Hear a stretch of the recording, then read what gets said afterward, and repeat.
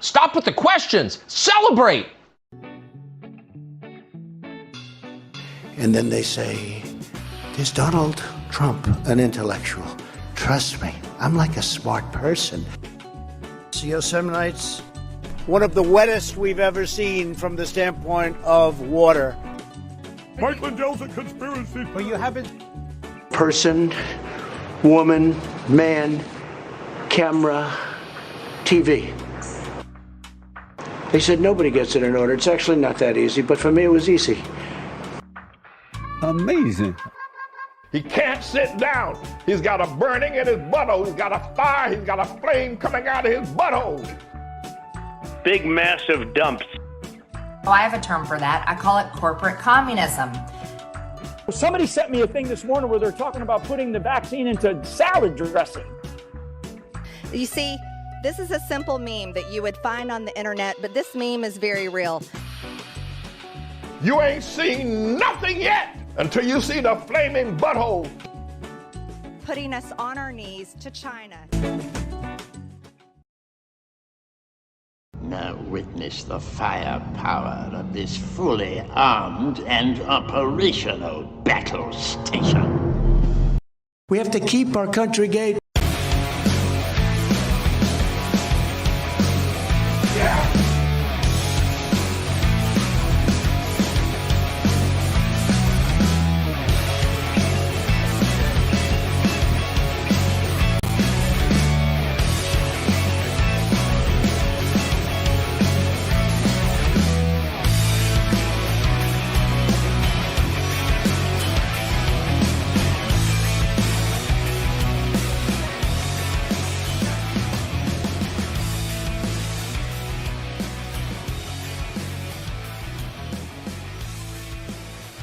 Around the nation,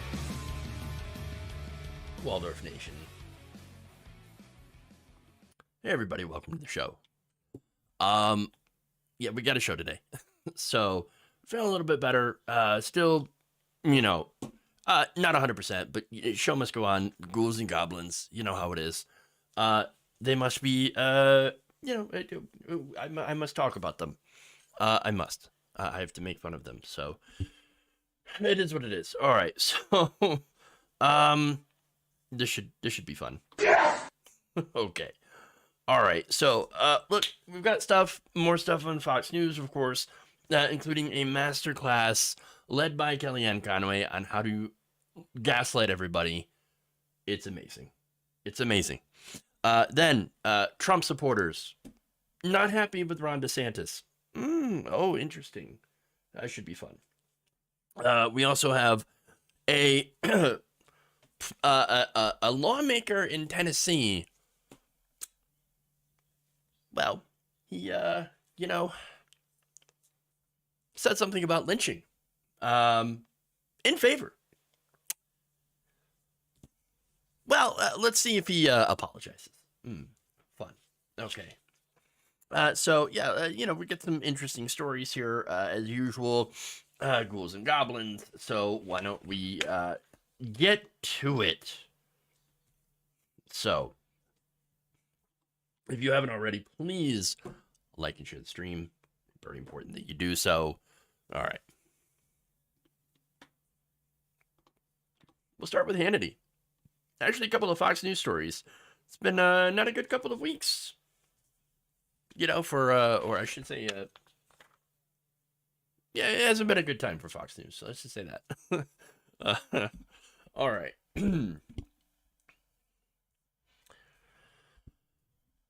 It appears that Fox host Sean Hannity is a gigantic coward. This is, of course, not at all surprising, but we find out more of the details of his cowardness, cowardly depravity, if you will. So let's get into it. According to a brief filed by Dominion Voting Systems in their defamation suit against Fox News, Hannity was brought into this, and apparently he did not want to actually tell the truth, push back on Donald Trump's election lies, falsehoods, whatever you want to call them, because he was afraid to lose viewers. Big surprise, right? So now, these emails cited by Dominion Voting Systems include Rupert Murdoch, as well as, former House Speaker Paul Ryan. Hey, who knew that we would see Paul Ryan back? I would assume that he was doing his P90X or whatever ridiculous, okay, it's not ridiculous exercise. Now, I'm pretty sure there are a lot of people that are pretty shredded from the P90X, but when I think ridiculous and P90X, I think of that photo, and I wish I had it right here so I could show you. But you all know the photo. He's got the red hat, and he's like, oh, Anyway, ridiculous. All right, so that's what's ridiculous. But I'm actually in favor of people who work out. I know. Weird. All right, so that was a strange aside, but more details, okay? On January 12th, Paul Ryan had a discussion with Rupert Murdoch and his son Lachlan, and said that he believed that some high percentage of Americans live in an alternate reality where the election was stolen. Gee, I wonder, why would he think that? I mean, what could be the cause? What could have been the cause of this entire thing? I mean, who could have started this? How could this have happened? Oh, right. Yeah, Fox News. Okay. All right. So now more quotes here from Paul Ryan, which are fantastic. He says they believe, and this is the group of high percentage of American voters who think the election was stolen, and did so because they got a diet of information telling them that the election was stolen from what they believe were credible sources. Yeah! I mean, it's true. Yes, they did get a diet of disinformation, not information. Information implies that it's true and factual. We know that that is not the case. So Rupert Murdoch responded to Paul Ryan's email and says, "Thanks, Paul. Wake up call for Hannity." Oh my God. Are you saying now that Hannity is woke? The wokers. He's woke because he had a wake up call. No, he didn't.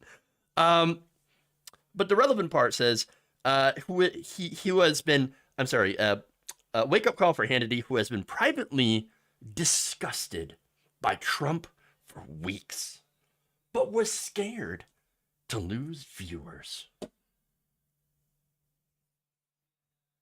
So basically, Rupert Murdoch, in an email to Paul Ryan, is admitted, oh yeah, Sean Hannity was lying to the American people, lying to his viewers, because he didn't want them to go to Newsmax, OAN, or other weirdo right-wing blogs that are just trying to get some of that sweet, sweet conservative donor money from these gigantic think tanks, whose only goal, of course, is to get Republicans elected so they can lower their own taxes, essentially. And so, all right,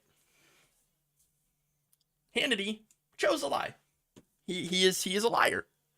And if he had any sort of scruples about lying, which I don't think he does, but apparently, according to Rupert Murdoch, he's like, oh, this guy is so disgusted with Donald Trump. But it actually does show you the cowardice inside of the Republican Party and the media that surrounds the Republican Party, like at Fox News.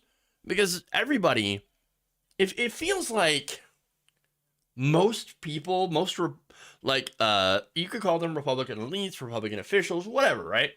The people that are separated from the voters because they got all the power and they got the money and the infrastructure, things like that.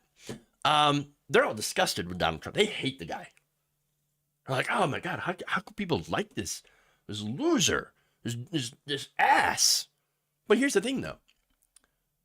One of the reasons that people like Donald Trump on the right, is because he doesn't sound like an elite. And let's be honest about that, right? I despise Donald Trump. We all know I do, okay? But at the same time, does he sound like a typical Washington person. No. I happen to think he oftentimes, sounds like a moron. That's because he is a moron. But that said, it's the content of what he says. But he also, again, sounds like an average person sometimes. He's very entertaining. Okay? People like that. People are entertained by that.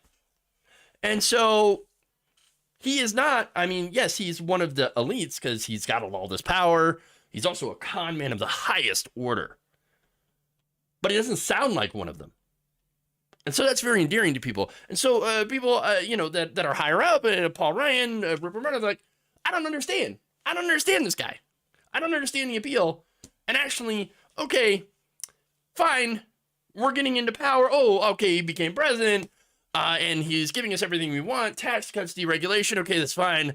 But, boy, I really wish he would dial it back. Like the open racism. We prefer our racism coded. Here in the Republican Party, we would like to kind of put a veneer on that and, not be so openly racist, misogynistic, and anti-Semitic. But, Donald Trump's just kind of ripped that whole veneer right off. It's out in the open. It's just kind of hanging there, swinging in the wind. Can't let that happen. That's exactly what the Republican Party was saying. Behind the closed doors, behind the scenes. But they felt like they had to lie to people. Not just on, about the election, of course, but even just liking and supporting the guy. Again, all these private conversations between high-level Republicans, media figures, they all despise the man. But they did it because, well, the money. And they didn't want the MAGA chuds, the MAGA audience, to turn their backs on them. Because then they lose their money. They lose their relevance. And so that's important.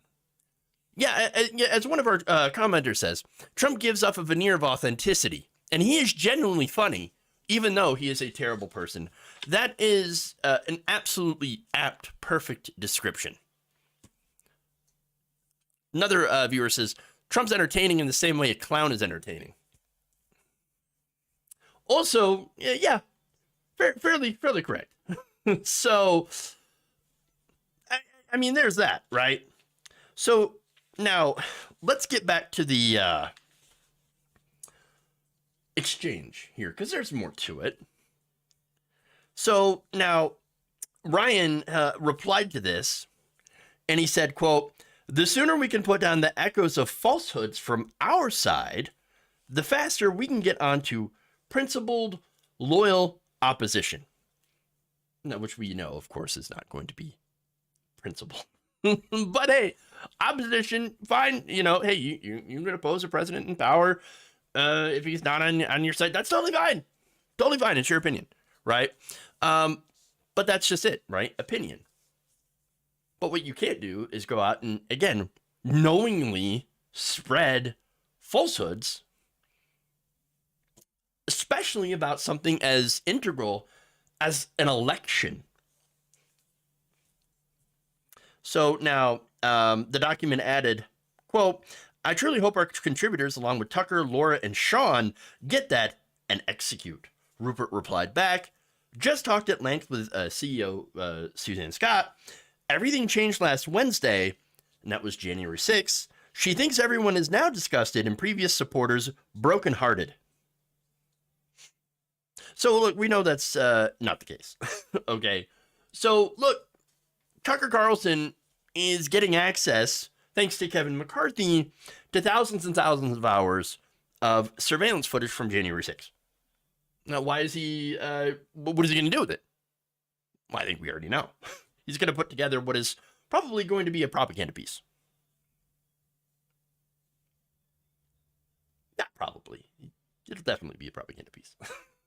What do I say? Now, Tucker Carlson, of course, knows who his base is. He knows the people that watch him. He knows how to appeal to them, of course.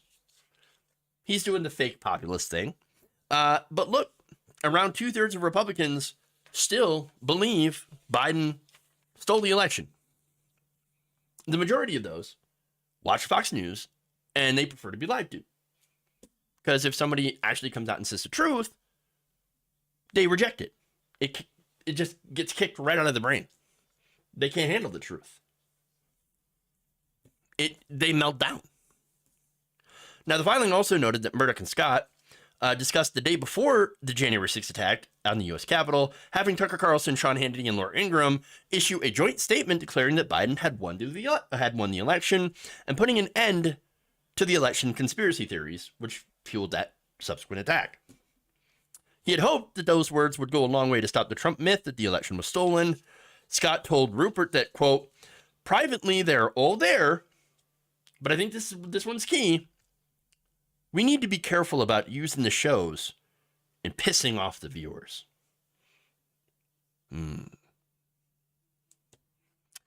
At the end of the day, nobody made a statement. You didn't see anybody on Fox News go and make that statement before January 6th. That's what they were planning to do. Didn't happen. And so they lied to their audience for ratings, for ad money, all that.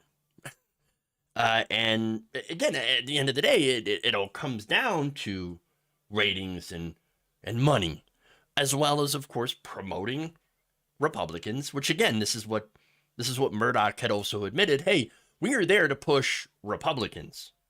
We are there to help them win. And in fact, one of the emails presented, and I've talked about this before, they were saying, okay, let's focus all of our efforts, all of our coverage on boosting the Republican Senate candidates in Georgia for the special election, which again, they did not win. So again, they are 100% for the Republican Party. And again, that was what it was designed to do. Fox News was literally created to be the propaganda arm of the Republican Party. And part of that, boosting their party, means lying to their audience about things that the Republicans are actually doing or actually believe. And that includes some of their own hosts lying about who they are as well and what they believe. That's who they are. And I don't know, maybe we can hope that this case will lead to some accountability, although, unfortunately, I don't know if that will happen. Okay. Let's move on. Let's go to Kellyanne Conway.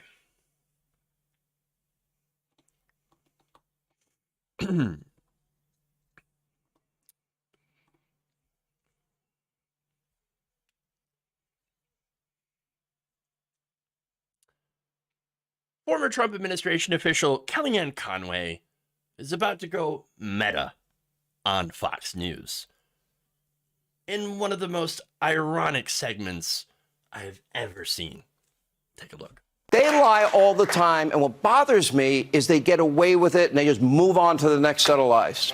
They do, but it's starting to catch up with them. I mean, the media's job approval has never been so low, the distrust in them. But let's back it up. Their job is to get the story. But with Donald Trump, their mission was to get the president.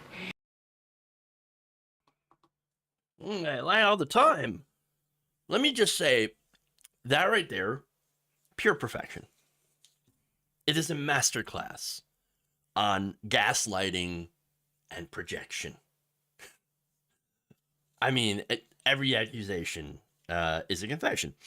Look, as has been widely reported, except, of course, on Fox News, and there's a reason for that, text emails and deposition testimony have shown that some Fox News hosts, including Sean Hannity and other employees, knew Trump's claims of fraud in the 2020 election were false. In December, Hannity himself testified under oath that he did not, and this is a quote, did not believe Trump's voter fraud claims for 1 second. Not 1 second. Oh, no, I didn't believe that. What are you talking about? Now, of course, he continued peddling it because it didn't matter, because he wanted to, he just didn't want to upset his viewers. He was afraid to lose viewers by upsetting Donald Trump. What a coward. What a coward. An absolute beta. Okay. So now, yet the network hosted people like Rudy Giuliani, as well as Sidney Powell, and they promoted the election lies. And what did they get for their efforts? Well, they've got a $1.6 billion defamation lawsuit on their hands. So, yes, they lie all right. They get away with it, for the most part, or have gotten away with it for a very, very long time, and then move on to the next set of lies, and nothing more perfectly explains the Fox News model than that. It's chef's kiss. So now there's more. Let's get to Conway. She's gonna lay down a challenge. I want to challenge people watching tonight who don't wear red hats, don't consider themselves Maga, don't consider themselves very strong political people. I want you to ask yourself how many times you've been lied to. Not just by this government, but how many times you've been lied to by the people whose job it is to tell you the truth in the media, all in the service of getting the president. What a challenge. Kellyanne Conway kind of really laying down that gauntlet right there, you know? I challenge anybody, you know, how many times have you been lied by the media, by people on TV that just want to get the president? Or maybe in Kellyanne Conway's case, to protect the president. Take a look. I bet there was very little coverage. I bet it's brand new information to people that President Obama had a 6-month ban on the Iraqi refugee program after 2 Iraqis came here to this country, were radicalized, and they were the masterminds behind the Bowling Green massacre. They're masterminds. The Bowling Green massacre. You know, the thing that never happened. Yeah, you know what else never happened? It's just another example. I could have spent hours and hours just compiling video of Sean Hannity lying, but let me just give you one. This was on his January 9th broadcast. He said, "Now, not only is Biden coming for your paycheck, he's coming for your stove. You heard me right. The White House is now attempting to ban all gas ovens and burners. That's like half the country."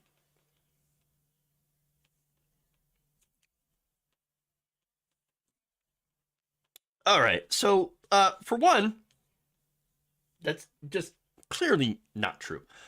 Both of those, he can't even get the facts right on how many gas stoves there are. There are 40 million American households that have gas stoves. That's not half the country. And again, that's not even true. And by the way, no, the Biden administration is not coming for your gas stove. It is a lie. Or at best, you could say that it's a mischaracterization of somebody's remark, an official's remark, that might omit important context about what was said. No. Either way, it's a lie. It's not true. It's not factual. And by the way, is in the service of getting a sitting president.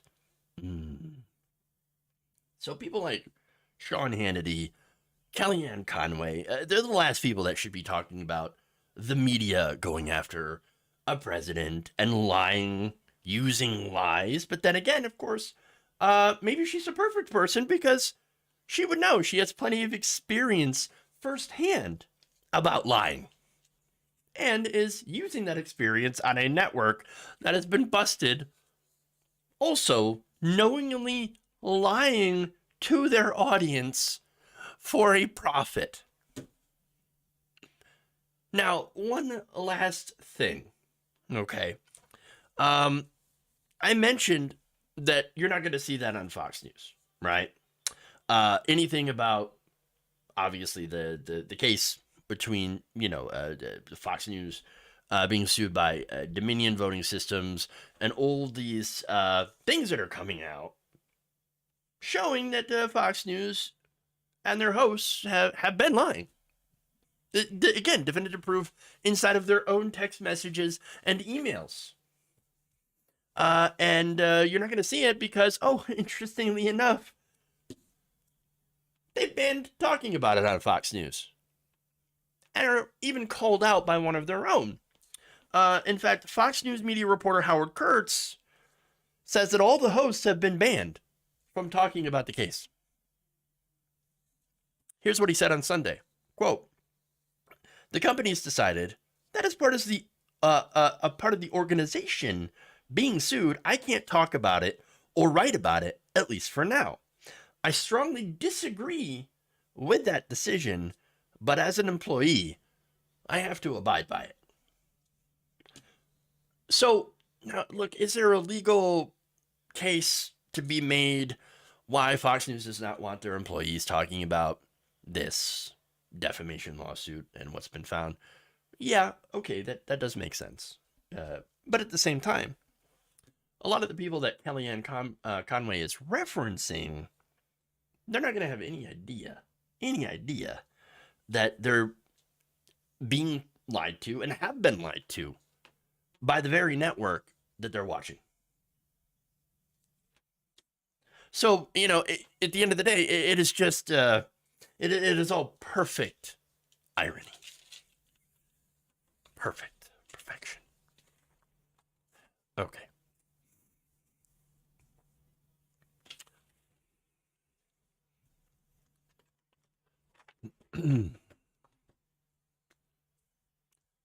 Moving on, let's go to Maga fighting itself.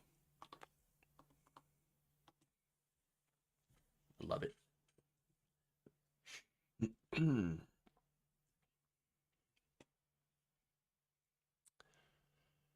MAGA supporters are enraged at Florida Governor Ron DeSantis and are accusing him of being an anti-free speech tyrant. I love it. So now, on Tuesday, Ron DeSantis was doing a book signing at a mall when a group of pro-Trump protesters showed up outside, led by Laura Loomer. Well, here's what happened. Because of what you're wearing? Because they told me to say anybody wearing Trump has to go right now. We should put during the signing. Free speech. During the signing.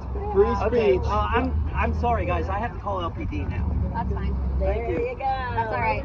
So you heard what he said. He said that DeSantis' people told them that anybody who's wearing a Trump hat, shirt, anything Trump, they have to leave. So Governor DeSantis likes to pretend like he's a governor in favor of free speech, right? He talks a big talk, but really he allows for elections to be stolen by big tech, and now he allows for people to be, have the cops called on them for simply supporting President Trump.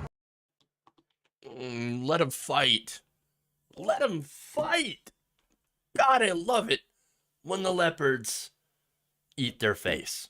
I mean, this is fantastic. By the way, that same security guard, mall cop, okay. There's other video that she posted on, Laura Loomer posted on her Twitter page, where this guy's like, look, I'm a Trump supporter too. You guys are acting like the far left. You're acting like the far left. What? So, wait. They were out there peacefully protesting. Again, you could see they weren't actually doing violence. And they even said, we're not violent. We're not being like the far. No, the left. My God. It's funny because they're all eating each other. It's a circular firing squad, and it's so just fun. It's so good to watch. But I just love how Paul Blart mall cop guy is you're the far left. I have no love for these people. And look, I think it should be very clear to longtime viewers that I despise people like Laura Loomer. I called her Laura Loser because she lost her ridiculous election and was claiming voter fraud, all that stuff. But again, you can see they weren't causing a problem. They're out there milling around, 12 of them with Trump flags, Trump gear outside. Who cares? I don't care. That said, when it comes to the law, I'm afraid that ridiculous rent-a-cop actually does have a point. Like he said, this is private property. Ron DeSantis says you got to go because he don't want you here. He has the ability to do that. Private property is something that conservatives love. They believe in capitalism. We live like capitalists every single day. Capitalists love private property, right? Well, DeSantis does not want them there at his event, and he can kick them out for that event. That's it. Again, this is not a free speech or a First Amendment issue. If they are not welcome and are trespassing, they got to go. They got to go. That is the law. That's the legal point here. Okay. But when it comes to the politics, and again, the legal point here is on the side of Paul Blart, mall cop. But on the politics angle, Laura Loomer might have a point.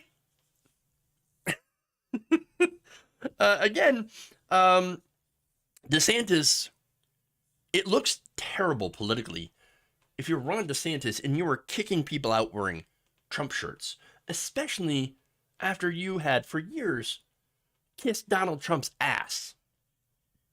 That looks real bad. Real bad. Ooh.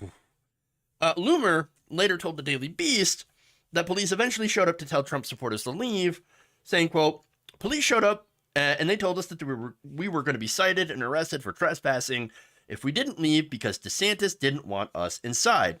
It shows that he's a tyrant.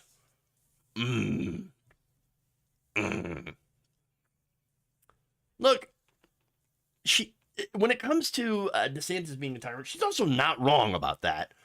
And by the way, that's one of the things that the right wing actually loves about Ron DeSantis. They just love it when he goes after marginalized people, when he goes after gay people, when he goes after trans people, when teachers want to actually talk about Black history in school because it's history. Well, they're totally fine with Ron DeSantis cracking down on all of that. But when it comes to the MAGA, well, now, again, leopards eating faces. I can't believe that would eat my face. Look, there's also more irony here. Because, again, it's not like Trump is a pro-free speech kind of guy. No, back in 2017, Trump had called on the NFL to punish players who would kneel during the national anthem. Get them fired. And in the summer of 2020, the U.S. Park Police, under orders from Trump, tear-gassed protesters outside of the White House so he could do a photo op holding the Bible. Now, if you're protesting on public property, that is considered to be free speech. Protest, the street is public property, not private property, which, again, would be a mall. And so the First Amendment applies there, but it does not apply on private property. Because it's not the government. Look, what this whole thing does prove, other than, of course, how MAGA is ripping each other apart, the right wing is fighting each other, and it's glorious. But they also don't understand what the First Amendment is and what it actually protects. And it also shows you that when it comes to the issue of free speech, when it comes to the issue of censorship, they're more than happy to, crush other people, the left mainly, but also each other. Fun for all. Okay. Fun for all.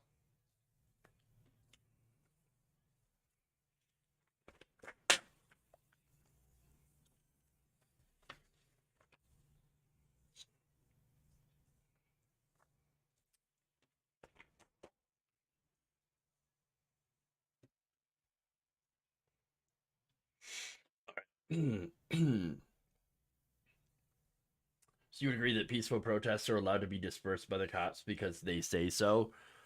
what I'm saying is, legally, you could charge people with trespassing if they happen to be on private property.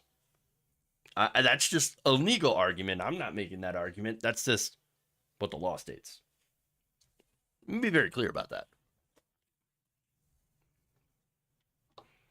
Again, another thing they don't seem to understand is the law.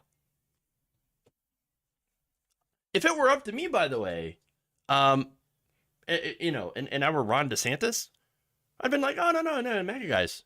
No, you don't understand. I'm on your side. Come on in. Let me show you how I'm better than Donald Trump. But Ron DeSantis, not very good at the politics, as you can see. All right, so let's go to some ridiculousness here. Hopefully I have this correct video queued up. We'll see what happens.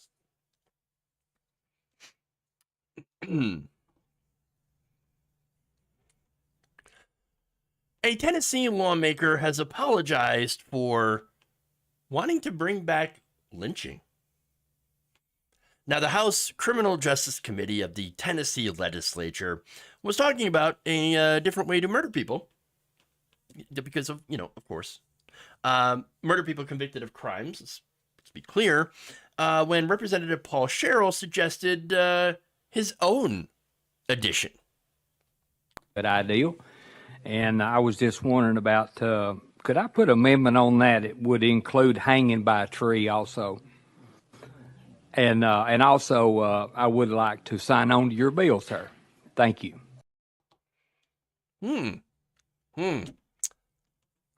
Talking about, you know, killing people. Oh, yeah.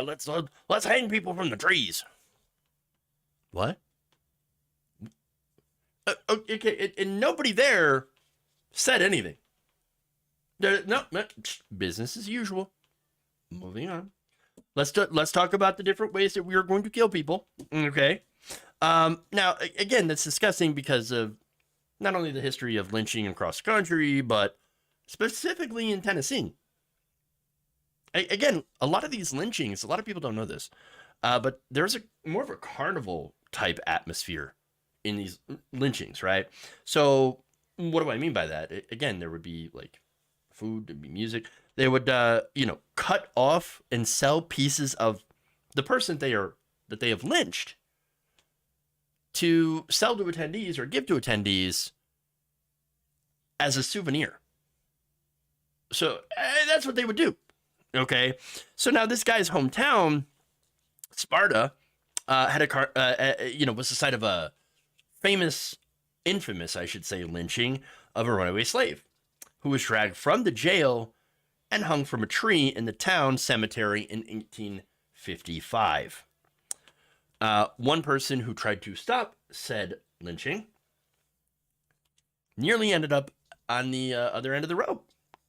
So, you know, to kind of bring this up, knowing how our carceral system affects overwhelmingly the black and brown community, tells you who this guy is. And tells you exactly what he believes. So now, once his remarks went viral, the backlash came in pretty hot. And he backpedals. Now, this is one of the statements here. This is from Gloria Sweet Love, the president of the Tennessee State Conference of the NAACP. She called his remarks, quote, beyond disgusting, which is true, and accused him of celebrating a particular form of execution used against African Americans in Tennessee and across the nation, including innocent and wrongfully convicted persons. So, and of course, there was a lot more backlash once those comments hit social media. So, a couple days later, Cheryl came out and expressed some regret. Quote, I regret that I used very poor judgment in voicing my support of a colleague's bill in the Criminal Justice Committee on Tuesday. My exaggerated comments were intended to convey my belief that for the cruelest and most heinous crimes, a just society requires the death penalty in kind. Oh, it was exaggerated. Nah, watch that video again, and he was pretty giddy about let's bring back hanging people by a tree, stringing them up. Oh yeah. But let's get to the point of the Just Society. Just Society actually does not require a death penalty. Look, the state killing people doesn't help bring any sort of restorative justice, right? It doesn't really help the victims at all. It might make them feel a little better seeing that the person who had caused them pain and anguish gets executed. But at the end of the day, it is really sort of an empty thing because it doesn't bring anyone back. And again, it just... What's the point? What's the point? And look, on a more practical thing, it's actually costly. More costly than keeping someone in prison. And now you might think, wait a minute. How's keeping someone in prison cheaper than executing them? Well, see, when it comes to death penalty cases, capital cases, there's a lot more that goes into it than just, okay, line the person up or put them in the chair. You know what I'm saying? No, it's very complicated. In fact, you have to go through the entire legal system first in order to prosecute capital crimes effectively. Well, there's a lot that you have to do, since it is dealing with killing someone for allegedly doing something so heinous that would usually murder, that would allow the state to put someone to death as a punishment. So now, in order to do this, to prosecute these crimes, you need a lot of lawyers, a lot more lawyers, a lot more witnesses, a lot more experts, a very long jury selection process, pretrial motions, separate trials for sentencing. When you think about that, all that adds up. And there's a lot more involved than if you were to do, for example, a life sentence case. And so that's the point that I'm trying to make here, is that there's a lot more involved in prosecuting capital crimes cases because of what the stakes are. Okay. Now, the most rigorous cost study in the country had actually found that a single death sentence in Maryland costs about $2 million more than a comparable non-death penalty case. Before ending the death penalty, Maryland had spent $186 million extra to carry out a total of 5 executions. There's another study in California that had spent over $4 billion extra for the death penalty since 1978. Jeez. And a study in North Carolina also looked at cases between the years of 2005 and 2006 and concluded that repealing the death penalty could have actually saved the state nearly $22 million in 2 years. So yeah, it turns out it costs more to have the state kill people. And again, this is not just because of the method.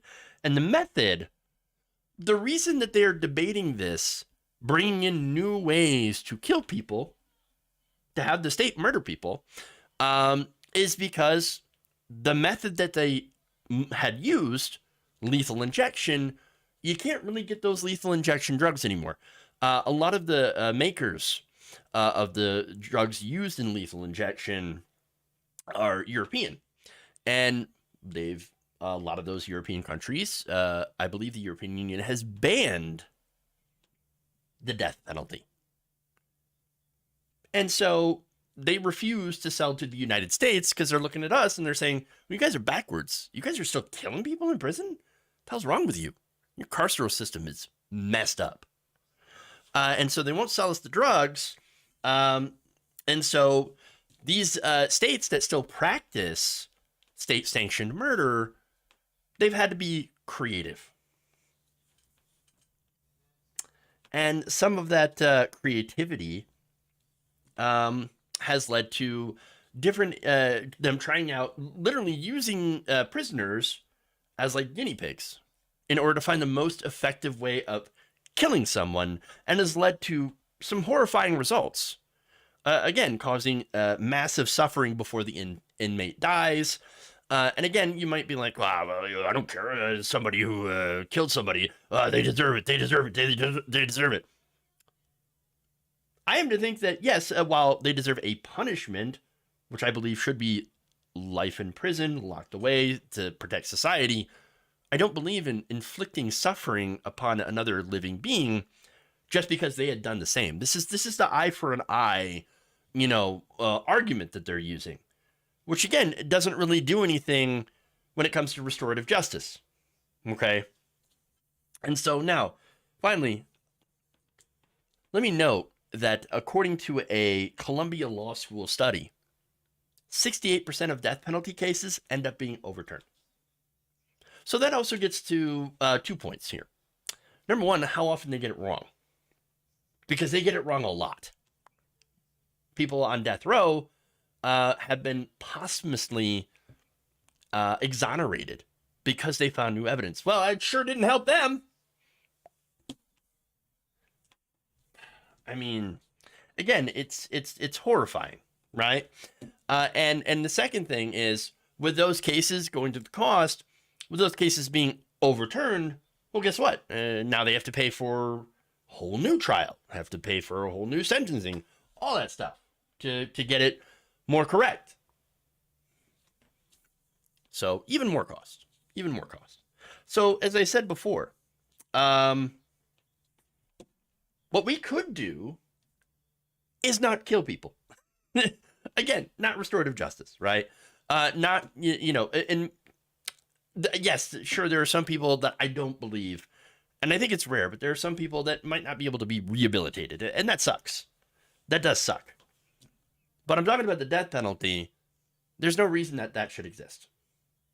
It just shouldn't.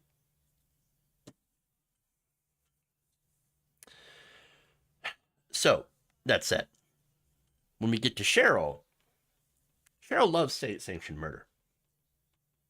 Especially involving black people.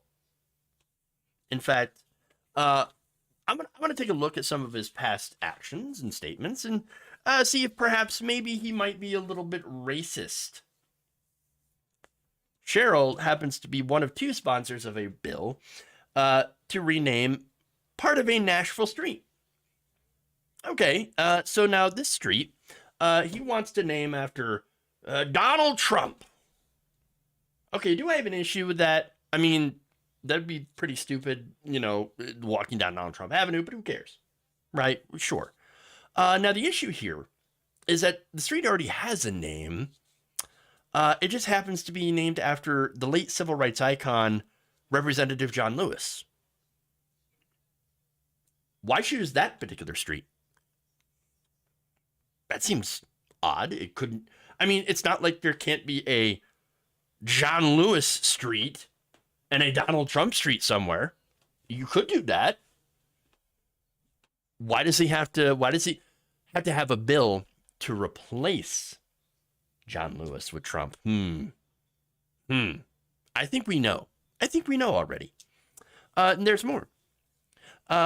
He was one of only two state legislators, who voted against a 2022 bill requiring schools to include Black history and Black culture in their curriculums in grades 5 through 8. Weird. That's very strange. I wonder why he would do such things. I don't have an explanation. Oh, maybe I do. The Republican Party's racist. No, that could be it. That could be it. And if that is not enough, he's also bigoted. Allegedly, Cheryl was also the co-sponsor of a 2020 bill that ensured private adoption and foster care agencies could reject gay couples because, hey, we would rather children be in orphanages and in the foster care system instead of having them adopted by two loving parents that just happen to be of the same sex. Something family values. Now, look, he also, by the way, last month championed a bill to ban gender-affirming care for transgender youth. Again, that would track with his not very pro-life position because, studies have shown, and we have evidence that gender-affirming care actually saves children's lives. So, you know, that's... Now, look, the reason that I point out his history is to make an argument that his apology is bullcrap. Bullshit. Or better yet, that. Okay? In my opinion, I think he's a racist. I think he's a bigot. And I think that he kind of betrayed himself by not being able to contain his excitement in wanting to bring back, essentially, a legal form of lynching. Hey, when they tell you who they are, you should believe them.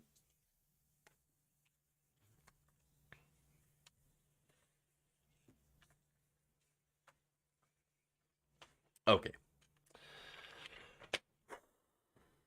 Let's go to something for the last story here.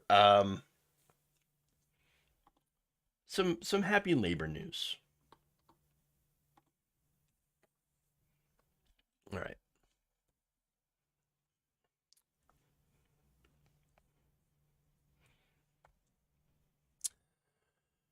A federal labor board has just ordered Starbucks to reinstate some workers that they had fired during their unionization push. So this was in retaliation for them trying to form a union at Starbucks. And so let's get to this decision here from Judge Michael Roses of the NLRB. So he ruled against Starbucks, and he ruled that way because turns out they found that Starbucks had been violating labor laws, not just a few times, but hundreds of times during the unionization campaign that happened in Buffalo, New York. So they had infringed on their workers' rights to form a union. And so in response, they must first hire them back and post a 13-page notice listing the labor violations and workers' rights in all U.S. stores. Damn. Now, the order also requires Starbucks interim CEO Howard Schultz, by the way, who had retired, then he was brought back to, guess what? The busting unions. Because, of course, right? So now he had to either read or be present at a reading of employees' rights and distribute a recording of the reading to all Starbucks U.S. employees. That is awesome. Awesome. Roses cited Starbucks' egregious and widespread misconduct in his 200-page decision, which consolidated 35 unfair labor practice complaints at 21 Buffalo area stores filed by Starbucks Workers United, SBU, the labor union organizing Starbucks' stores. Roses found that Starbucks had threatened employees, spied on them, and more strictly enforced dress codes and other policies towards those specific workers. Oh, in addition to reinstating the 7 workers who were fired for union activity, they also must provide financial restitution for 27 other workers for violations like refusing to grant time off, and also require Starbucks to bargain with the union at multiple stores and reopen a location in Cheektowaga, New York, that was closed due to union activity. So they had closed the store in retaliation. Now, of course, Starbucks is not happy with this. Again, considering how Howard Schultz is massively, massively anti-union. He is a union buster. Again, that was the reason that he was brought back. They plan on fighting this. But before we get to that, and again, they're going to try to appeal this decision, let me just point out that the Biden NLRB is actually doing great work. I don't give a ton of praise to the Biden administration, but some of these picks, especially the NLRB, good stuff. They're doing some very good things. Now, union supporters were elated with the ruling, saying that it's going to help their campaign. In fact, Michelle Eisen, a Starbucks barista and union organizer in Buffalo, said this, quote, "This decision results from months of tireless organizing by workers in cafes across the country demanding better working conditions in the face of historical, monumental, and now deemed illegal union busting." Eisenhower had voted to unionize in late 2021, which was the first Starbucks in decades to take that step. Now, here's the thing, though. They have a lot of work to do. And I love that they're doing this. I love that the victories that they are having. And so far, they have unionized or have voted to unionize 289 of Starbucks, stores out of 9,000. So look, this is a good first start, and this is a great ruling by the NLRB.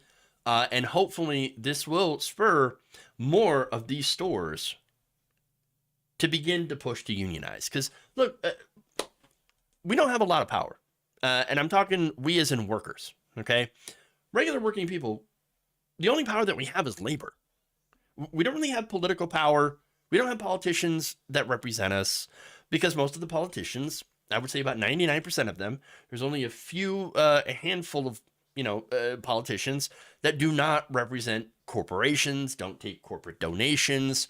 They don't have enough power to really fight for us in this system that is just filled with legalized bribery in the form of campaign contributions to political campaigns.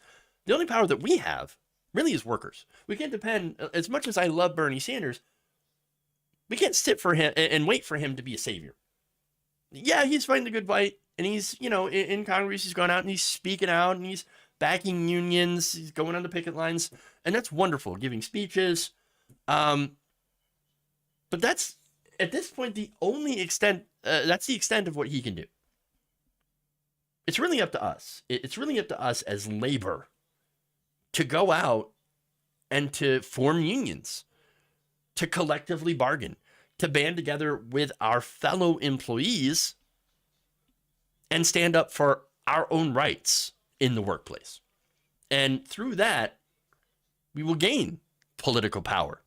And the media, of course, will like to ignore it until it gets to a point where they essentially can't.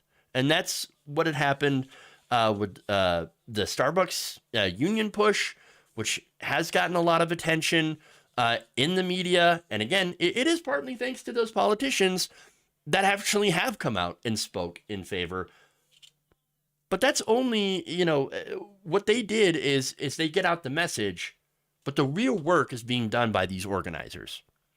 And I commend them for it, and I congratulate them on this victory being reinstated, and more importantly, showing the power that labor can have to change the conversation.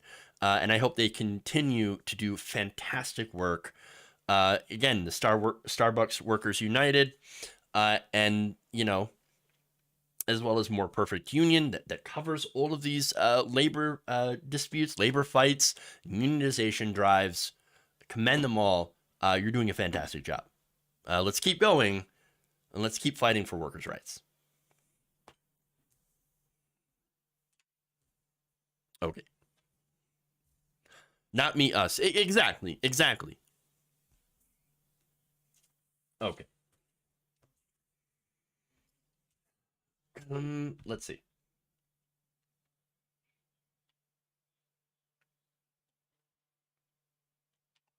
That's all I got for y'all today. Let's go to Super Chats here.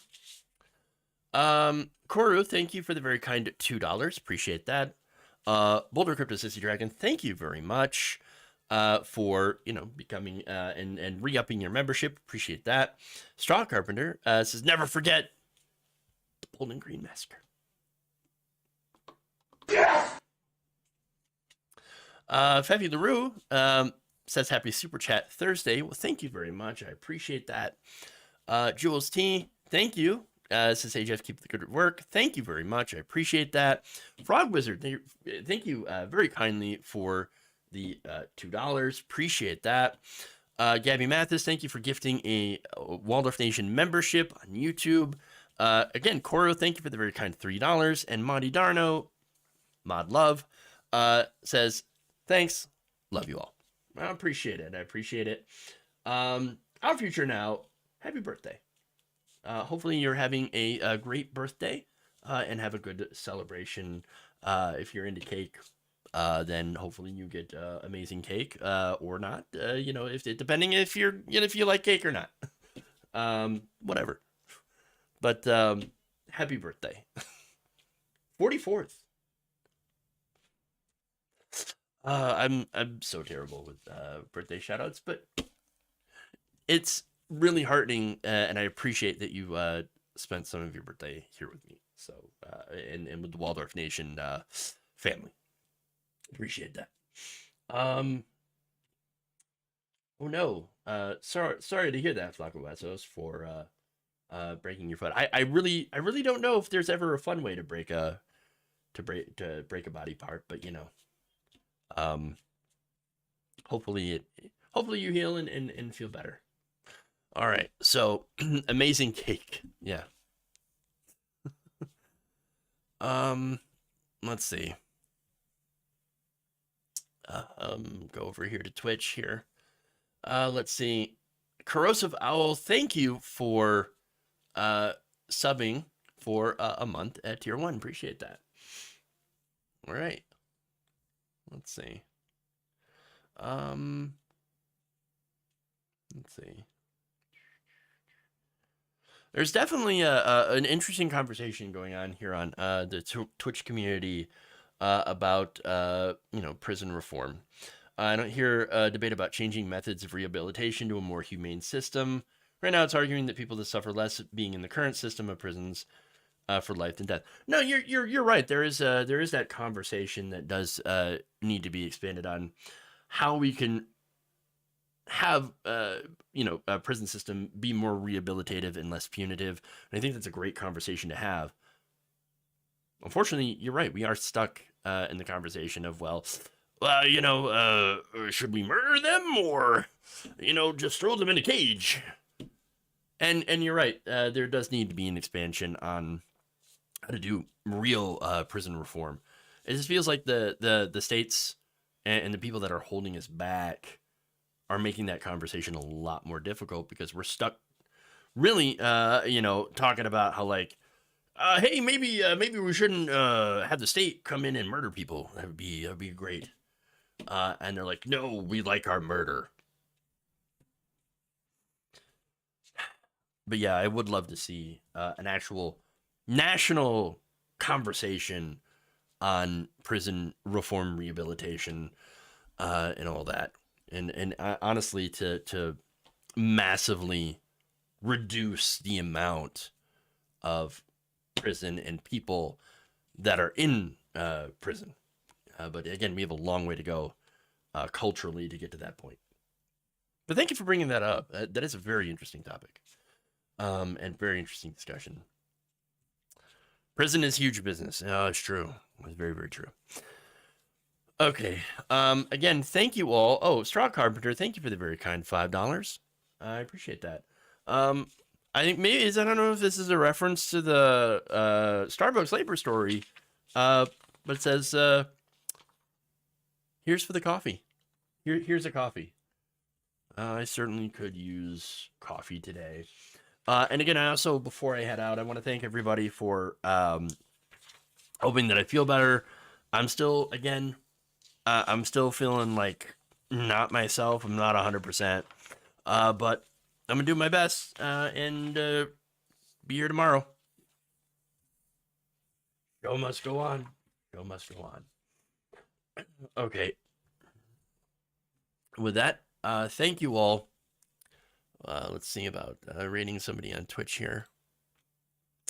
Doing a Twitch raid into the Surfs, who apparently is watching a Humanist Report video based. Mike Figueredo, one of my favorite people. Great guy. Also, Lance from the Surfs, another great guy. All right, everybody. Thank you all. Have a great night. And remember, change begins with you. Love y'all. We'll see you later.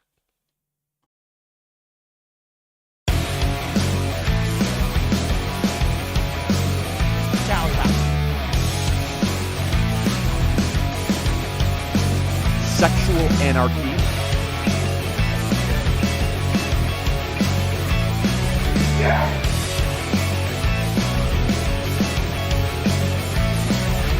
Jewish space lasers. My. Woke mob.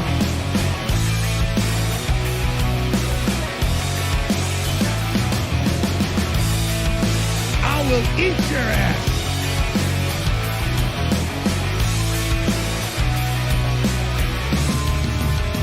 Sexual anarchy. Yes! You're kicking me out the door. You're kicking me out the door. USA, USA, USA.